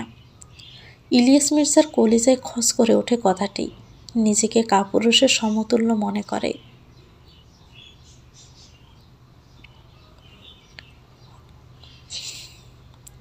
নিষ্পাপ রুমে চলে আসে, ভিতরে ভিতরে রেগে পেটে পড়ে যাচ্ছে সে। প্রথমত তুর তাকে অগ্রাহ্য করেছে, দ্বিতীয়ত ইলিয়াস মির্জার এসব অবান্তর কথা তার মোটেও সহ্য হচ্ছে না। খুব তো বউয়ের আসলা ধরে থাকতেন, বউ তো এখন জেলে, সেখানে গেলেই হয়। এতদিনে মনে পড়ল তার ছেলের কথা। শালা দুনিয়াটার স্বার্থপর এসব ভাবতে ভাবতে সামনে তাকিয়ে মোমের আলোয় মায়াবতীকে দেখে থমকে যায় নিষ্পাপ। নেশাগ্রস্তভাবে তাকিয়ে থাকে, শরীরের রন্ধ্রে রন্ধ্রে পুরুষালী হরমোন শিরশির করে জানান দিচ্ছে, এই মেয়েটার কাছে এলেই যেন সমস্ত কিছু ভুলে বসতে পারে নিষ্পাপ। মোহগ্রস্ত নয়নে বিছানায় দূরের পাশে যেয়ে বসে নিষ্পাপ। তার মুখে কোনো কথা নেই, তবে চোখে দৃষ্টি দিয়ে তোরকে ঘায়েল করে। তোরের মাথাটা বুকে নিয়ে শুয়ে পড়ে নিষ্পাপ। এতদিন একসাথে ঘুমালেও আজকের অনুভূতি ভিন্ন, দুজনের মাঝে তেমন দূরত্ব নেই বললেই চলে। নিষ্পাপ তুরের পিঠে এক হাত রেখে অন্য হাত তার মাথায় বুলিয়ে দিতে দিতে নরম গলায় বলে, তুমি আমায় ক্ষমা করেছ? হুম। তুমি আমাকে নিজের করে চাও না? কণ্ঠনালী রোধ হয়ে আসে তুরের। নিষ্পাপ আরও খানিকটা তুরকে জড়িয়ে ধরে, এতদিনে জমে থাকা দূরত্ব বুঝতে থাকে। তুর আবেগী হয়ে উত্তর দেয়, আমি আপনাকে নিজের করে চাই নিষ্পাপ, একজন স্ত্রী তার স্বামীকে ঠিক যেমন করে পেয়ে থাকে। হাসি বিস্তৃত হয় নিষ্পাপের, সে গায়ের টি শার্ট খুলে ফেলে, অবাধ্য হাতে ছুঁয়ে দেয় সেও স্ত্রীর শরীরের প্রতিটি জায়গায়, এক চিলটাও খালি রাখে না। শরীরের সমস্ত বার তুরের উপর দিয়ে অজস্র চুমু দিতে থাকে মুখে, গলায়, বুকে, বিশেষ করে একটু তিলটায়। চুম্বনগুলো ধীরে ধীরে কামড়ে পরিণত হয়, চেয়ে যায় পূর্ণতা। বেসামাল মানুষটার স্পর্শ অজানা আনন্দ দেয় তুরকে, অজানা সুখে হারিয়ে যায় সেই দু হাত দিয়ে নিষ্পাপের ফিট খামচে ধরে তুর। ক্ষণে ক্ষণে গুঙ্গিয়ে ওঠে সে, তবুও প্রথমবার কাছাকাছি আসায় তুরের অবস্থা বেশ নাজুক। একসময় তুর নিস্তেজ হয়ে বিছানায় পড়ে থাকে। নবদিনের সূচনা, চারদিক আজানের সমুদ্র ধ্বনি, আকাশে এখনো কিছু তারা ঝিকমিক করছে। আর কিছু সময় পরেই হয়তো পুরো আকাশ জুড়ে সূর্যের একচেটিয়া দাপটে চারদিক আলোকিত হয়ে যাবে। আজানের ধ্বনিতে নিষ্পাপের ঘুম ভেঙে যায়, শরীরের উপর ভারী কিছুর উপস্থিতি টের পেয়ে চোখ মেলে তাকায়। নিষ্পাপের ঠোঁট জোড়ে হাসির রেখা ফুটে ওঠে। আজকের ভোরটা তার জন্য স্পেশাল, কারণ তার বুকে মাথা রেখে অগরে ঘুমাচ্ছে তারই অর্ধাঙ্গিনী। নিষ্পাপ তার খসখসে ঠোঁট বাড়িয়ে অর্ধাঙ্গিনীর ললটে স্পর্শ করে। নিষ্পাপ তুরের মাথায় হাত দেয়, সময় নষ্ট না করে কণ্ঠে একটু নিচু করে বলে, বউ উঠো। তুরের কোনো সাড়া শব্দ নেই, এবার কণ্ঠটা একটু বাড়িয়ে ডাক দিল। তুর নড়ে চড়ে উঠে গুম গুম কণ্ঠে বলল, মাত্রই তো ঘুমালাম, এভাবে ডাকছেন কেন? ঘুমাতে দেন। তোর মিথ্যে কিছু বলেনি, তারা মাত্র 2 ঘন্টা ঘুমিয়েছে, কিন্তু এখন ঘুমালে তো চলবে না, কারণ নামাজের সময় নামাজ পড়তে হবে। নিষ্পাপ তুরের মাথা 2 হাত দিয়ে একটু উঁচু করে, আফসাল হয়ে অর্ধাঙ্গিনীর মুখে ঘুমে আচ্ছন্ন বন্ধ চোখ দিয়ে তাকিয়ে ফিসফিস করে বলে, এখন উঠতে হবে, ফ্রেশ হয়ে নামাজ পড়ে আবার ঘুমিও, আমি বাধা দিব না। এ ভোরবেলা শান্তির ঘুমে ব্যাঘাত ঘটায়। তোর বিরক্ত হয়ে বিড়বিড় করে কিছু বলে, যা নিষ্পাপের কান অব্দি আর পৌঁছাতে পারে না। তোর দ্রুত গতিতে নিষ্পাপের উপর থেকে উঠতে নাই, কিন্তু এক অদ্ভুত এক যন্ত্রণায় থমকে যায়, মুখ দিয়ে আপনা আপনি বেরিয়ে আসে। উফ! নিষ্পাপ ঘাবড়ে যায়, শোয়া থেকে উঠে বসে দূরে দুই কাঁধে হাত দিয়ে হালকা জাঁকিয়ে উত্তেজিত স্বরে বলে, কি সমস্যা, ঠিক আছো তুমি? তুই নিজেকে দাতস্থ করে প্রসঙ্গ পাল্টে কটমট চোখে নিষ্পাপের দিকে তাকিয়ে বলল, এই সকালবেলা উঠেই বড় সমস্যা, এমনিতেই ঘুমাতে পারি না, তার মধ্যে ডাকাডাকি শুরু করছেন, ভালো লাগে না। নিষ্পাপ দুষ্ট চোখে তাকিয়ে বলে, ঘুমাতে পারোনি কেন? তোর লজ্জায় পড়ে যায়, ঠোঁট বিড়বিড় করে বলে, নির্লজ্জ লোক, ঘুমাতে পারোনি কেন? ঘুমাতে দিয়েছেন আপনি? বিড়বিড় করে বলা তোরের এমন কথা শুনে নিষ্পাপ ঠোঁট কামড়ে হাসে। তোর বিরক্ত হয়ে উঠে ফ্লোরে পা রাখতেই অপরিচিত ব্যথা জাগ্রত হয়। তোর আবারও কুকিয়ে উঠলে নিষ্পাপ তোরকে কোলে নিয়ে ওয়াশরুমের দিকে নিয়ে যায়। তোর বাধা দেওয়ার চেষ্টা করলে নিষ্পাপ তার চোখ দুটো ছোট করে নিয়ে ধীরে কণ্ঠে বলে, হুঁশ, কোনো কথা না। ইলিয়াস মির্জা লিভিং রুমে বসে আছেন। ওনার সকালের নাস্তা সীতারা বানিয়ে দিয়েছে। তিনি অচেতন মনে কিছু ভাবতে ভাবতে চোখের সামনে ওয়ালের শোভা পাওয়া ঘড়িটার দিকে তাকালে ঘড়ির কাঁটা তাকে বুঝিয়ে দেয় এখন বেলা 10টা। ছেলেও ছেলের বউকে আজ প্রতিদিনের মতো নিচে দেখতে পেলেন না। তাকে বেশ ভাবিয়ে তুলছে ছেলে মেয়ে দুটো শরীর ঠিক আছে কিনা। যদিও তার নিজেরই শরীর ঠিক নেই, কয়েকদিন তার উপর দিয়ে যেসব যাচ্ছে এতে করে তার শরীর মন কোনোটাই নিতে পারছে না। ফজরের নামাজ আদায় করে নিষ্পাপ দূর আবারও ঘুমিয়ে পড়ে। নিষ্পাপের ফোনে কল আসলে সে তড়িঘড়ি করে বারান্দায় চলে যায়। তোর আটশোকে নিষ্পাপকে লক্ষ্য করে উঠে পড়ে। ইস, ঘুম দিয়ে শরীরটা তার বেশ ঝরঝরে লাগছে। কথা বলা হয়ে গেলে নিষ্পাপ ফোন রেখে শিথিল ও আদলে উৎসুক চোখে তাকিয়ে থাকে স্ত্রীর পানে দৃষ্টি রেখে শীতল কণ্ঠে বলে, তোমার শরীর এখন কেমন? কোনো সমস্যা হচ্ছে? না। তোর নরম কণ্ঠে জবাব দেয়। নিষ্পাপ দূরকে বলে, তাহলে ধীরে সুস্থে রেডি হয়ে নাও, আমরা এক জায়গায় যাব। তোর অবাক চোখে তাকিয়ে নিষ্পাপের উদ্দেশ্যে প্রশ্ন ছড়ে, এভাবে হঠাৎ করে কোথায় যাব আমরা? কোথায় নিয়ে যাচ্ছেন আপনি? সে না হয় গেলেই বুঝতে পারবে, বলে নিষ্পাপ তোরকে কোনো কথা বলার সুযোগ না দিয়ে রুম থেকে হন হন করে বেরিয়ে যায়। তোর বিস্ময়কর দৃষ্টিতে নিষ্পাপের যাওয়ার পানে তাকিয়ে থাকে।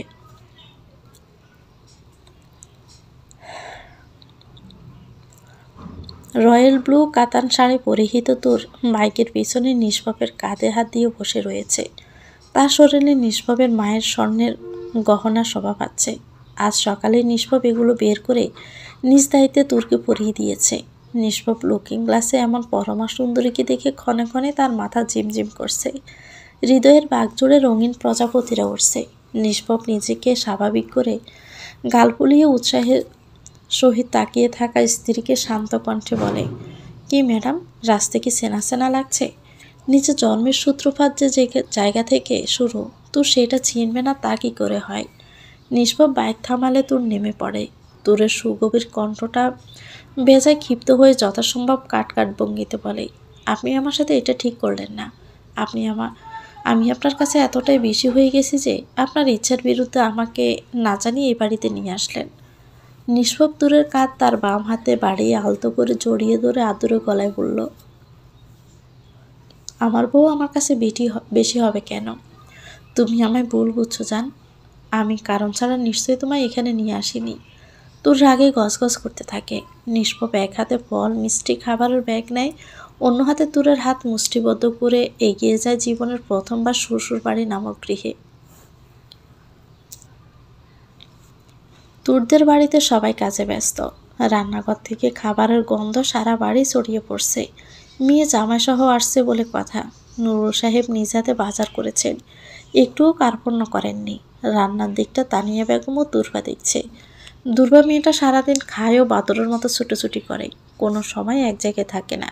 এই নিয়ে নুরুল সাহেব না খুললেও তানিয়া বেগম বেশ চটে যায়, যার ফলে ছেলের সাথে একসময় ঝগড়া হয়। তুররা এই বাড়িতে আসছে তার নিষ্পাপ ও নুরুল সাহেব ছাড়া কেউই জানে না।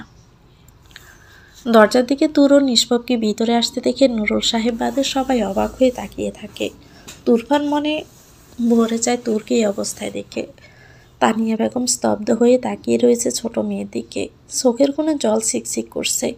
এই মেয়েটার সাথে কথা বলা অন্যায় করতে চেয়েছিলেন সে। সেই দিন যদি আফসানের সাথে বিয়েটা হতো তাহলে মেয়েটার জীবন পুরোটাই ধ্বংস হয়ে যেত। তানিয়া বেগম মাথা নিচু করে ফ্লোরের দিকে দৃষ্টি দিয়ে আসে। দুর্বা পাশ থেকে তুষারের হাত ধরে কানের কাছে গিয়ে বলে, স্বামী, এটা কি আপনার ছোট বোন? তুষার চোখ মুখ কঠিন করে আস্তে ধমক দিয়ে বলে, এই, তোমায় কতবার না বলছি সবার সামনে এভাবে আমাকে স্বামী স্বামী বলবে না। দুর্বা বাবুক কণ্ঠে বলে, আপনি ভুল করছেন স্বামী, আমি সবার সামনে বলিনি, সবার পিছনেই আপনাকে বলেছি। দেখেন, সবার সামনে দাঁড়িয়ে আছে, আমরাই তো সবার পিছনে। তুষার কটমট চোখে দাঁড়িয়ে থাকে দুর্বার দিকে। দুর্বার ডোক গিলে উৎসাহ নিয়ে সামনে তাকিয়ে দেখে নুরুল সাহেব দূরের দিকে এগিয়ে যাচ্ছে। তুরকে বুকের সাথে জড়িয়ে নিয়ে বলে, কেমন আছিস মা? তোর অভিমান সুরে বলে, তোমাদের না জানলেও চলবে, আমি কি তোমাদের নিজেদের মেয়ে বলো? নিজের মেয়ে হলে আমার সাথে তোমরা এমন করতে পারতে না। একজন তো নাটক করে আমার পুরো জীবনটাই নাট্যশালা করে দিয়েছে, আর তুমি সব জেনেও এতদিন আমার একবারও খোঁজ নিয়েছো বাবা? নুরুল ইসলাম মেয়ের অভিমান বুঝতে পেরে তুরার মাথায় হাত দিয়ে বলে, মা, আমার কথা শোন। তোর কিছু বলতে না দিয়ে কাঁদতে কাঁদতে দৌড়ে নিজের রুমে চলে যায়। এতদিন পর রুমে এসে ফ্লোরে বসে কান্নায় ভেঙে পড়ে। নুরুল সাহেব বিচলিত হয়ে মেয়ের পিছনে আসতে নিলে নিষ্পাপ বাধা দিয়ে বলে, আপনি থাকেন বাবা, আমি দেখছি।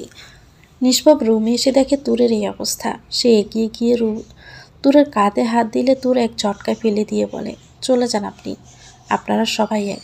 কী পেয়েছেন আমার সাথে? আমার ইচ্ছের কি কোনো দাম আছে আপনাদের কাছে? একজন দৌড়ে বেঁধে নাটক করে বিয়ে দেয়, আর বাবা তিনি এতদিন আমার খোঁজ নিয়েছে একবারও, আর আপনি আজ আমায় না জানিয়ে এই জায়গায় নিয়ে এসেছেন। বললে কি তুমি আসতে না? তোর রেগে গিয়ে বলে, কেন, আপনার কাছে কি বেশি হয়ে গেছি যে এখানে নিয়ে আসলেন একবারের জন্যই নাকি? নিষ্পাপ আবার তোরকে ধমক দিয়ে বলে, তোর, তুমি কিন্তু কিছু না জানি না শুনে মুখে যা আসছে তাই বলছ। বাবার সাথেও অমন ব্যবহার করলে এসব আমি তোমার দ্বারা আশা করি না। তোর তাচ্ছিল্য হেসে বলে, এখন আশা করেন। আর কি যেন বলেছিলেন বাবার সাথে? আপনি আপনার বাবার সাথে কী ব্যবহার করেন তা কিন্তু আমি দেখেছি।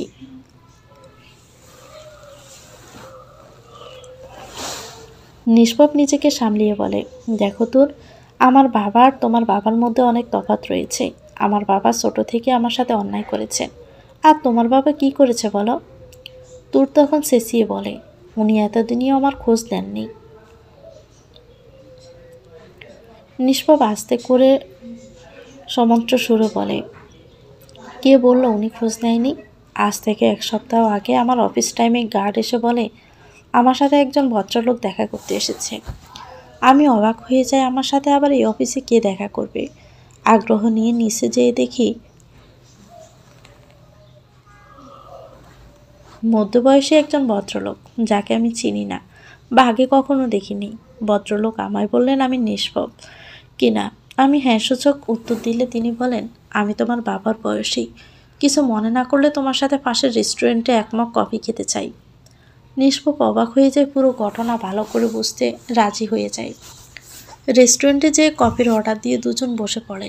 লোকটা গলাটা একটু পরিষ্কার করে নিয়ে বলে, আমি নুরুল ইসলাম, তুরের বাবা। নিষ্পাপ বিচলিত হয়ে দাঁড়িয়ে পড়ে, এভাবে তুরের বাবা তার সামনে কেন? নুরুল ইসলাম কফিতে চুমুক দিয়ে বলে, কফি ঠান্ডা হয়ে যাবে, বসে পড়ো ইয়াংম্যান। নিষ্পাপ আর কোনো কথা না বলে বসে পড়ে। চুপচাপ অবস্থায় কফিতে চুমুক দেয়। নুরুল সাহেব স্বাভাবিক কণ্ঠেই বলে, তুর্কি আমি আমার সাথে নিয়ে যেতে চাই, মানে আমি চাই আমার মেয়ে এই সম্পর্ক থেকে বেরিয়ে আসুক। এটুকু কথা শুনেই তোর নিষ্পাপের কাজ জাগিয়ে বলে, ও আচ্ছা, এই জন্যই কি আপনি আমায় এখানে একেবারে রেখে যেতে এসেছেন? আমি শুরুতেই বুঝতে পেরেছিলাম। নিষ্পাপ তুর্কে নিজের সাথে জড়িয়ে নিয়ে হাস্যকর ভাবে বলে, এই জন্য কি লোকে বলে মেয়ে মানুষের বুদ্ধি হাঁটুর নিচে? আগে পুরো কথাটা তো তুমি শুনবে। তোর তখন রেগে গিয়ে বলে, তা আপনার তো বুদ্ধি হাঁটুর উপরে, হাঁটুর উপরে বুদ্ধি নিয়ে এখন দয়া করে সব কিছু খুলে বলুন। নিষ্পাপ হেসে একে একে বলতে শুরু করে। এরপরে নিষ্পাপ যা বলে তা শুনে যেন তোর স্তব্ধ হয়ে যায়।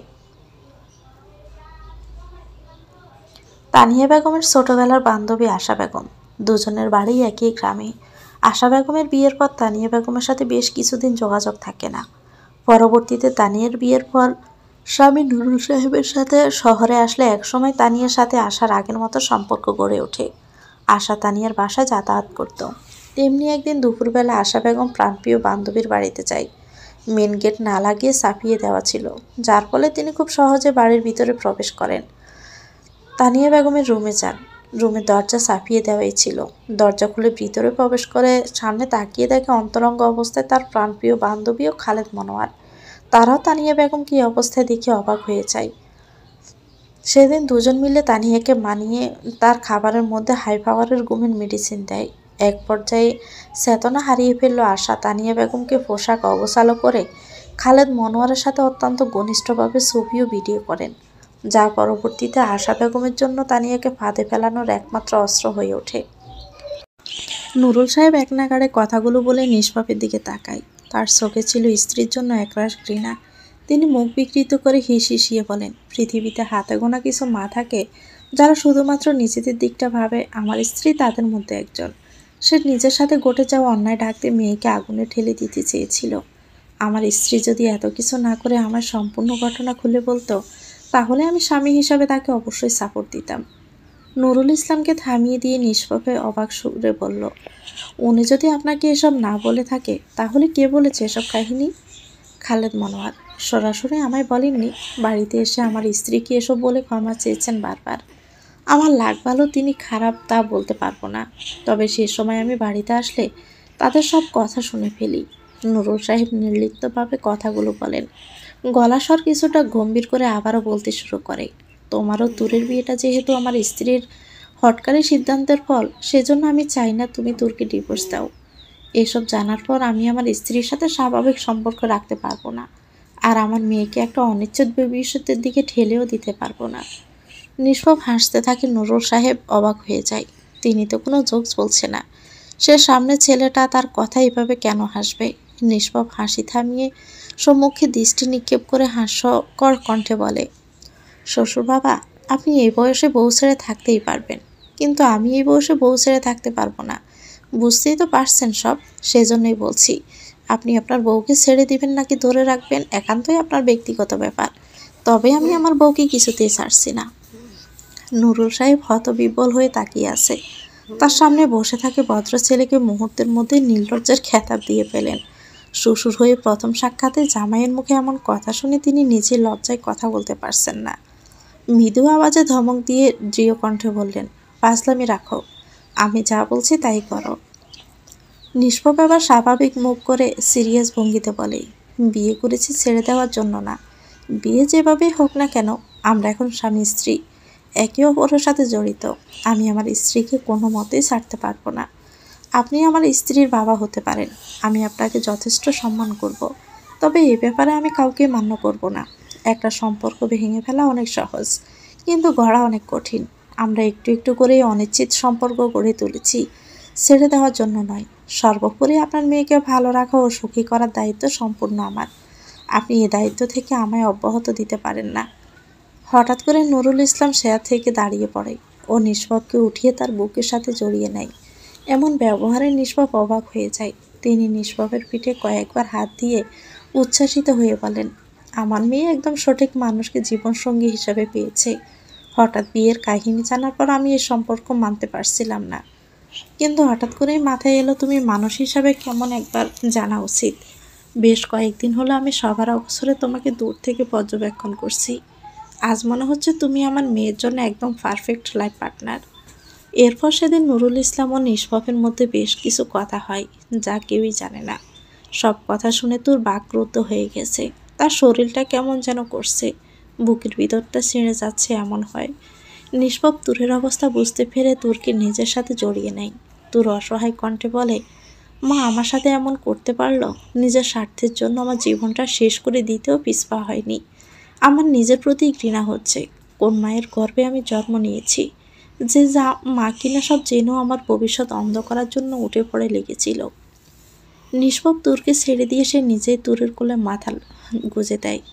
হঠাৎ এমন হয় তুর কিছু না বুঝে নিষ্পাপের দিকে তাকিয়ে থাকে। নিষ্পাপ তুরকে শক্ত করে চেপে ধরে, বলে, আমাকেই দেখো, ছোট থেকে মায়ের আদর পাইনি, কারণ আমার মা ছোট রেখে মারা গেছে। আর বাবা, তিনি তো থেকেই নেই। অতীতেও আমাদের দুজনের লাইফে এমন কিছু হয়েছে যা সত্যি অনেক কষ্টের। আগের এসব বাদ দিয়ে আমরা নিজেরাই আমাদের সন্তানদের কাছে ভালো বাবা মা হব। তোর দেখিনিও তুমি? তোর আবেগে কেঁদে ওঠে, কাদার সাথে শরীর কাঁপছে তার। সে ভাবে অল্প বয়সে মায়ের চলে যাওয়াটা মেনে নিতে পারেনি নিষ্পাপ, আর তার উপর বাবার এমন ব্যবহার। আজ থেকে আমরা দুজন এসব কিছু পিছনে ফেলে অনেক ভালো থাকবো। তোমার মাঝে জাদু আছে, তোমার কথায়ও জাদু আছে। তোমার স্পর্শে আমার এত ভালো লাগে কেন? তোর নতমুখ আর তুলল না, ভীষণ লজ্জা লাগছে তার। নিষ্পাপ তুরের মুখে নিজের হাতে নিয়ে নরম সরে বলল, বাবার কাছে ক্ষমা চেয়ে নিও। উনি ভীষণ কষ্ট পেয়েছে। তিনি কোনো অন্যায় করেননি, বাবা মা সম্মানের। আমি বলছি না তুমি তোমার মাকে ক্ষমা করো, তবে একটা কথা মাথায় রেখো, তাতে দুজনের সাথে তুমি খারাপ ব্যবহার করবে না। এতে করে আল্লাহ তোমার প্রতি অসন্তুষ্ট হবে। আমি চাই না আমার স্ত্রী এমন করুক। সেদিন তোর বাড়ির সবার সাথে স্বাভাবিক ব্যবহার করে, তার বাবার সাথে আলাদাভাবে ক্ষমাও চেয়ে নিয়েছে। সময় ও স্রোত কারোর জন্যই অপেক্ষা করে না। যত যাই কিছু হোক না কেন নিজ গতিতেই চলে। তেমনি কেটে গেছে আরও একটি বছর। এই 1 বছরে অনেক কিছু পরিবর্তন হয়েছে। আফসানও তার আশা বেগমের 14 বছরের জেল হয়েছে। এতেই শেষ নয়। আশা বেগম মানসিক ভারসাম্য হারিয়ে এখন উল্টোপাল্টা কাজকর্ম করছে। তুরও নিষ্পাপ এখন ছুটিয়ে সংসার করছে। নিষ্পাপ ভালো একটা জব পেয়েছে। সে আলাদা বাড়িতে শিফট করতে চেয়েছিল, কিন্তু তুরের বয়সে তার শ্বশুরকে একা ফেলে যেতে রাজি না, সেজন্য তাদের আর যাওয়া হয়নি। নিষ্পাপের সাথে তার বাবার সম্পর্ক এখন আগের মতোই আছে, তবে নিষ্পাপ তার বাবার সাথে খারাপ ব্যবহার করে না। নুরুল ইসলাম এই বয়সে স্ত্রীকে ছেড়ে দিতে পারেনি। তানিয়া বেগম তার কৃতকর্মের জন্য অনুতপ্ত। আজ তুরের জন্মদিন, সবাই একে একে ফোন করে তাকে উইশ করছে, শুধু নিষ্পাপই সবার থেকে পিছিয়ে আছে। একটু পর নিষ্পাপ তুরকে পিছন থেকে জড়িয়ে ধরে। তুর কোনো ভ্রুক্ষেপ না করে নিষ্পাপ তুরকে সামনে টেনে নিজের কান ধরে বলে, সরি বউ পাখি। তুর নিশ্চুপ। নিষ্পাপ তুরকে জড়িয়ে ধরে তুরের কপালে চুমু দিয়ে বলে, উইশ করিনি বলেই আমার বউ পাখিটার মন খারাপ? সে কি জানে আমার প্রতিটি মোনাজাতে তার জন্য দোয়া সবসময় থাকে।